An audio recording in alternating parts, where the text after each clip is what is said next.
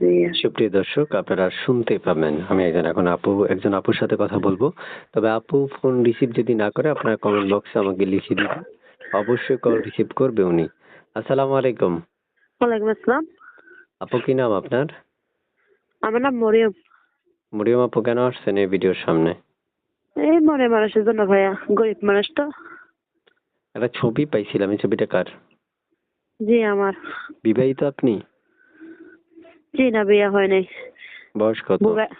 এই 18 বছর। আচ্ছা। প্রিয় দর্শক, শুনতে পেলেন আমি একজন আপুর সাথে কথা বলছি। চাইলে আপনারাও তার সাথে কথা বলতে পারবেন।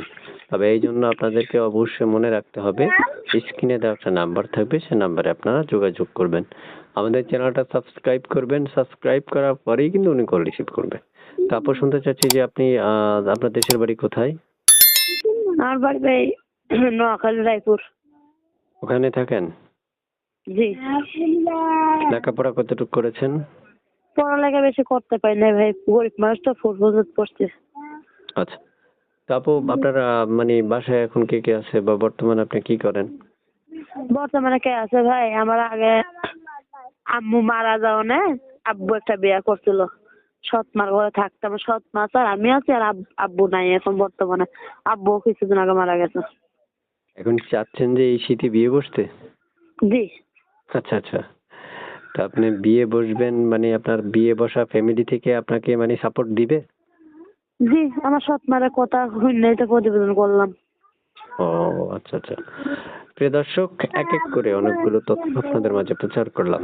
যদি আপনাদের মনে হয় যে আরো তথ্য জানার, তাহলে স্ক্রিনে দেওয়া একটা নাম্বার থাকবে, সেই নাম্বারটাই তার সাথে যোগাযোগ করতে পারবেন, কথা বলতে পারবেন।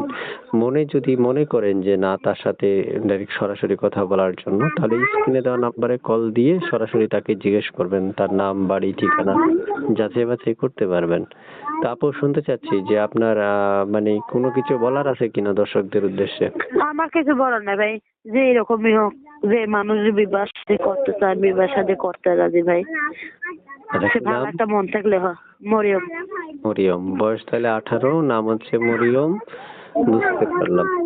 প্রিয় দর্শক, আমি আসলে বেশি কথা বলবো না, কারণ কেন বলবো না, অনেক কথা বললে তো ভিডিওটা অনেক লম্বা হবে, এতটুকু আপনারা দেখবেন না। যারা দেখছেন এই মুহূর্তে ভিডিওটা এতক্ষণ পর্যন্ত, তারা কমেন্ট করে জানাবেন যে আমরা পুরো ভিডিও দেখেছি।